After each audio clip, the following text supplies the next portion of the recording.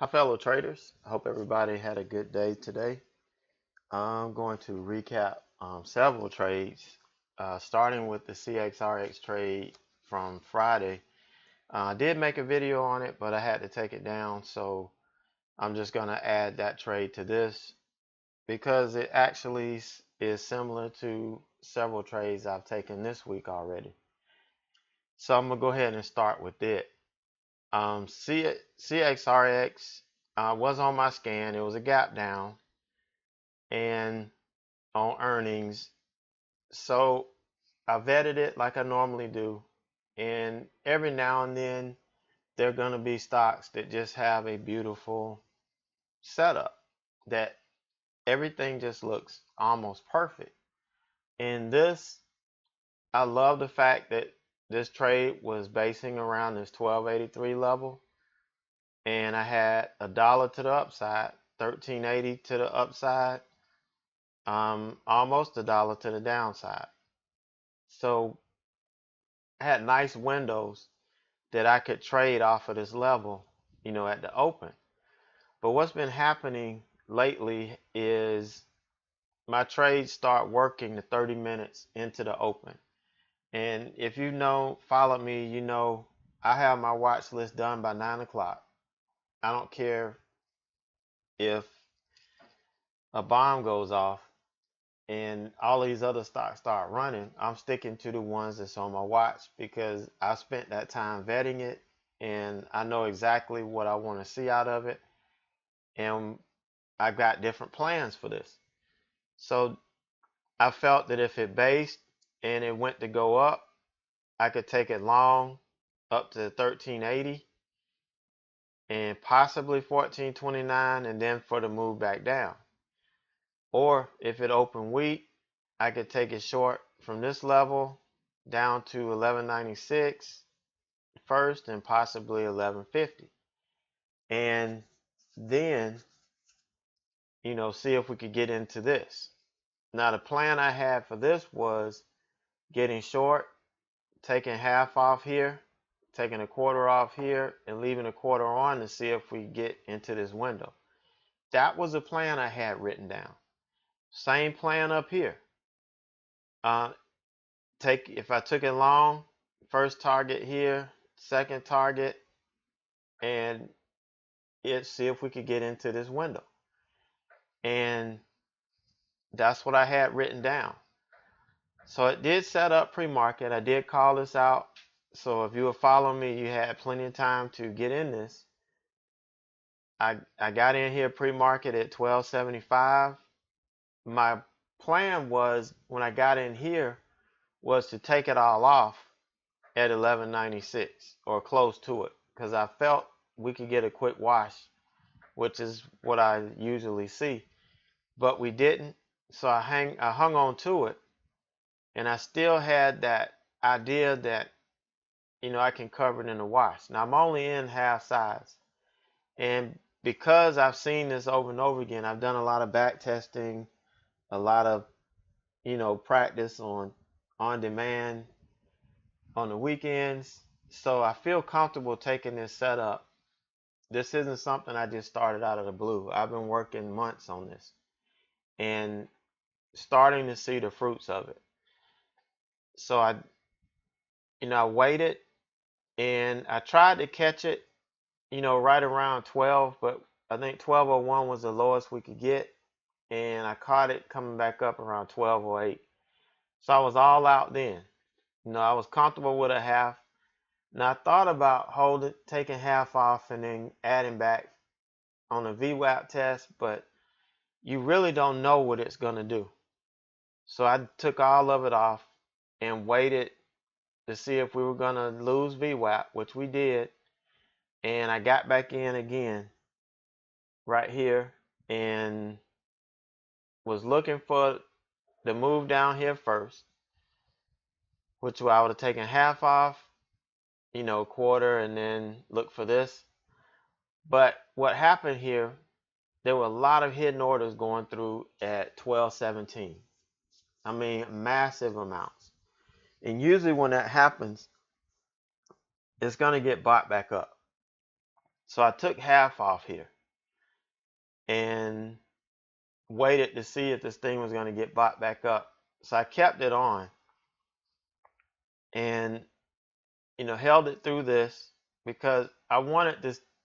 I really felt that this VWAP was going to hold, that this stock was going to be weak. I felt this was manipulation, and that usually when a stock is manipulated, they're going to run it up to try to stop people out. So I just held on to it. I had booked this profit. I already had that in the bank. I had that. So I could risk a little bit here. And I did. And it came back. And we got this slow move down. So what happened, I was looking at other things. I didn't go back and read my trade plan that I write on note cards. I write all my trade plans on note cards, specifically for reasons like this, so that when I'm getting ready to get out, I can read it and say, oh, I don't want to take everything off here. I want to look at getting into the next level. So I could take a quarter off here, see if we can get here. I can hold these all day. I'm good for holding stocks all day with, a quarter size left on it. But I didn't read it. I got right here. I wasn't really focused on what I was doing, and I ended up taking the whole trade off and just forgot about the stock. So when I came back and looked at it, I just happened to pull the chart up because somebody mentioned it in chat, and it was at 11.50. And so I did feel kind of bad that I left that 50 cents on the table, but that was okay. I could deal with that. And then it got into the window. I didn't even think about, hey, I can take this short, risking on this level because of this big window we have here. I didn't even do that. And you can't imagine how upset I was when I saw this thing. So I really, not following my plan, I could have taken advantage of this move. And had I stayed locked in and stayed focused, there wouldn't have, there's just no excuse for, what I did Friday. So that's why I was upset, and it took me to Sunday to really go back and look at this, because I shouldn't let it get to me, but when you make a mistake this bad and it's something that you typically do not do, then you're going to get angry at yourself. And thankfully it was a weekend because it allowed me to go do the things I like to do and clear my mind and kind of move on. So that was Friday's trade. Today, well, no, Monday, I traded TWLO. Kind of the same thing, looking pre-market. The move is setting up. And so I take it pre-market. There's no levels up here because this is working on all-time highs here. So there are no levels up here. And all I could do is base my trades off of whole and half dollar marks. That's all you can do when you don't have any support or resistance. I mean, you can try to draw ascending support and resistance lines and all that mess, but if you base it off of whole and half dollar marks, you're gonna be safe. And it's simple. So I got in here off the VWAP, which is a trade I wanted to take. And I saw some volume coming in. I saw a lot of orders stacking up, so I jumped in and felt that it was going to get bought up. It didn't quite get to 58 like I wanted it to, but as it was coming back, I went ahead and got out right here at 56.84 so I could reset a little bit. And so I took some off, right here, and I was waiting for the open because this thing could run, and that was why I left a little piece on, because I was expecting to continue move up. When it opened in an open week, I went ahead and covered the rest here at or sold the rest here at 56.25 around that area. So that was a decent opening trade. And again, I'm looking at too many things and wasn't really focused on this secondary move. All because, this candle closed at open weak and I didn't pay attention to this coming back. This is a clear flag here. This is a clear bear flag. Bull flag. And it popped it. Or you can call this a flat top breakout. Or you could call this gearing. Or whatever you call it. This was clear as day and I missed it. And you can see it forming. You're making higher lows here. And this is, pretty much flat. You just can't miss this. So this was a trade that I missed. Probably could have stopped out here, but here's another one off the VWAP. This is a beautiful VWAP trade. And yeah, not every trade in this market is going to be clean all the way up. You're going to get some moves. But look, this cleared the 9 and still held it.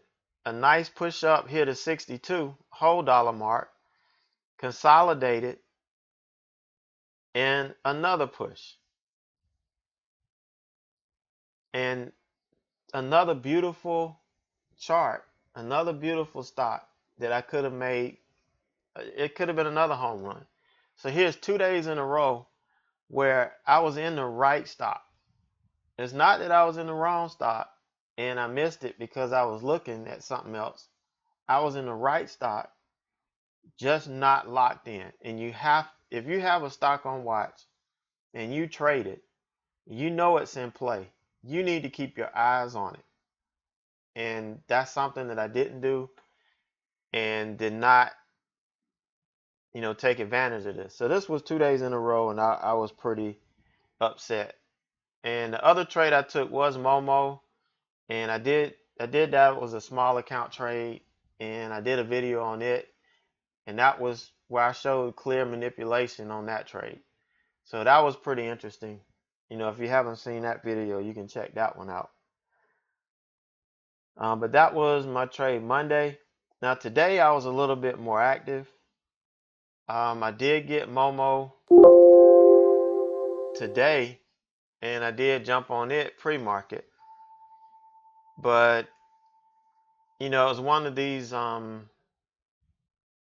stocks where this was a level I was looking at. If it pushed it, I was going long. If it faded it, I was going short. And you can see here, we were gearing up. It was a nice bull pattern here. We were gearing up. So I took it off this level here. And I was expecting a quick pop up to 1780 prior to this thing turning over, but I didn't get it. I did have my order here at 1775 because, like I said before, you can't hit these things pinpointed. You can't hit these to the penny. These are levels, and you're going to have buyers and sellers before and after this mark. So I just set it at 1775. It never did hit it, and it started to roll over. So I did get out here at 1768, which was pretty good. And again, I'm looking at so much stuff. I really didn't pay attention to this.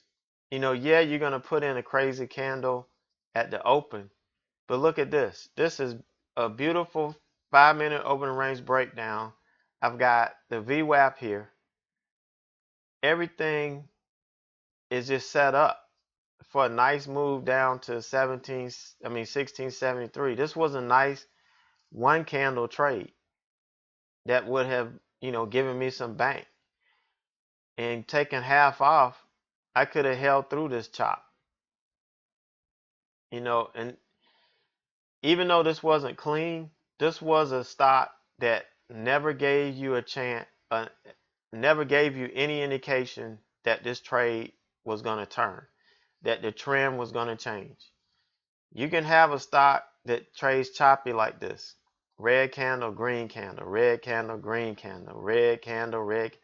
I mean, it can be choppy like this. But look at the 9 moving average. Look at the steep angle. How many times do you see something this steep going down, turn around real quick and go back up? You don't see that. And this was a classic case. So this was 3 days in a row that I'm in the right stock to give me a home run, to make some good bank. So obviously there's a disconnect somewhere. You know, I don't know if it's because I'm trading pre-market that this part of my setup is off. You know, that could be it. I don't know. But this is 3 days in a row that I missed the big move.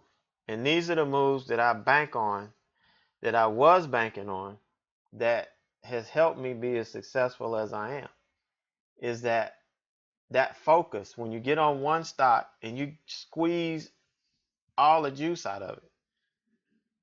And if you have ones that have home run potential, then you're going to grow your account exponentially. And that's, you know, how I did it. But there's just something wrong or something I'm missing that's causing me to, you know, mess up these moves. Let's see, DKS was another trade today. This was a top reversal, I believe. Yep. No, it wasn't a top reversal. I was playing this to break the all-time high.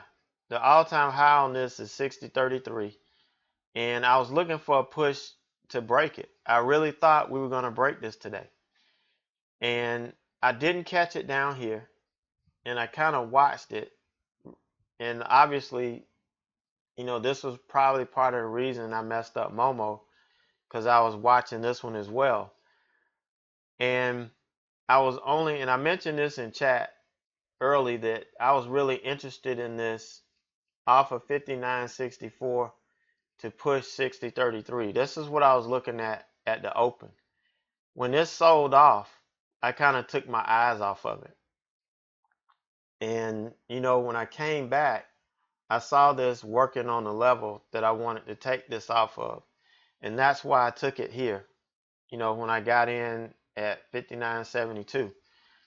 And I explained this in chat as well, that I was looking for it off of this level for a push up to 60.33 and a pop. So I had my order out, my first order out here at 60.33. That was going to be my first cover. And I expected a small pullback, possibly some consolidation, you know, before it popped this. But we didn't get it. I mean, it came up and then it sold off pretty quick. And then we started to sell off. So I went ahead and took it off. I wasn't going to hold it, you know, because I take it off here, I could always reset off this level if it held. I could do the same thing here that I did here. But it never did set back up. It just kind of traded range bound all day. So I did catch a good portion of this move. I didn't catch the whole part of it, but I did catch the part I was looking for at pre-market. So I was pretty happy about it.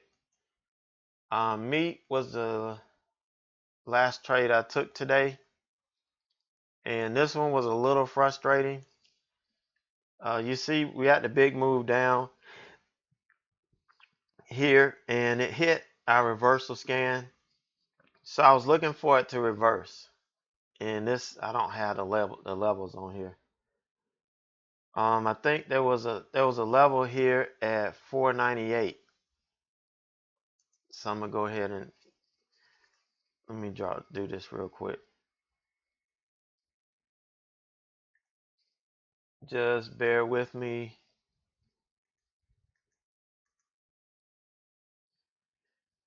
So this was a candle we were working on.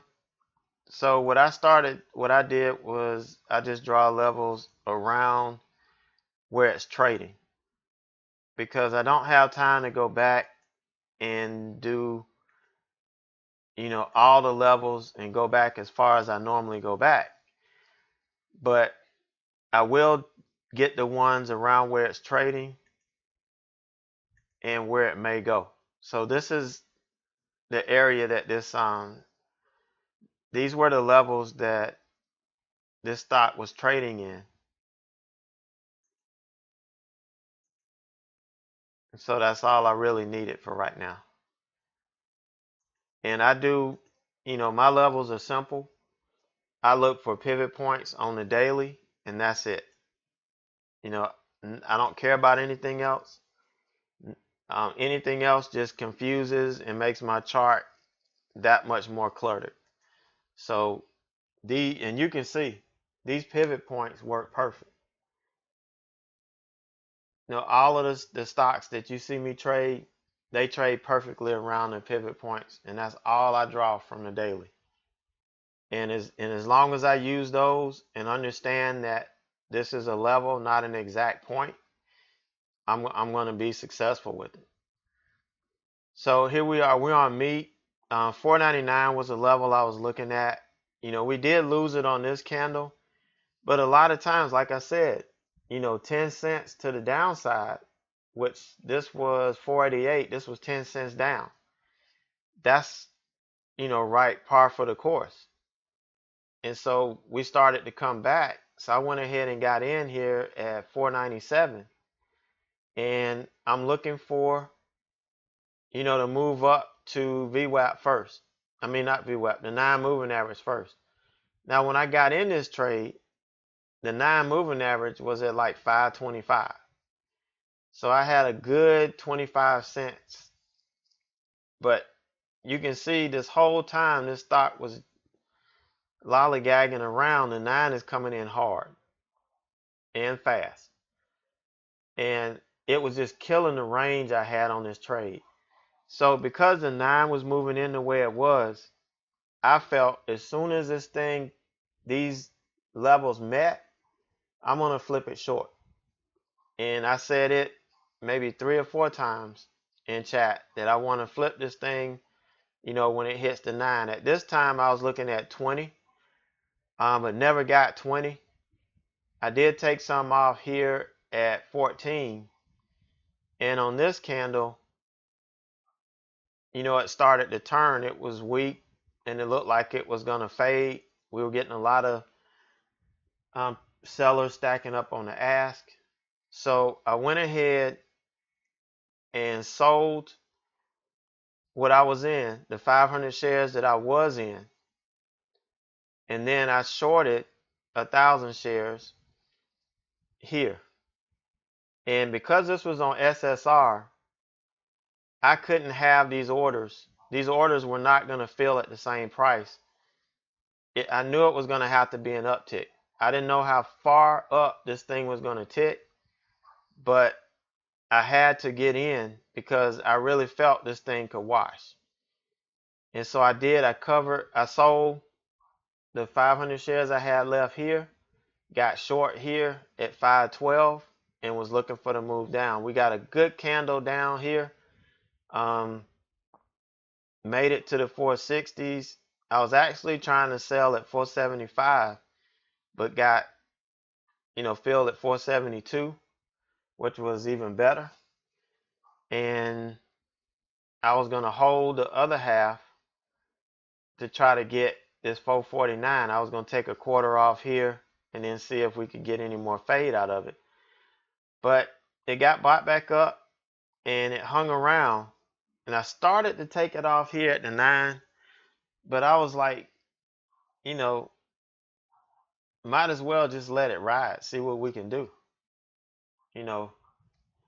And I let it go.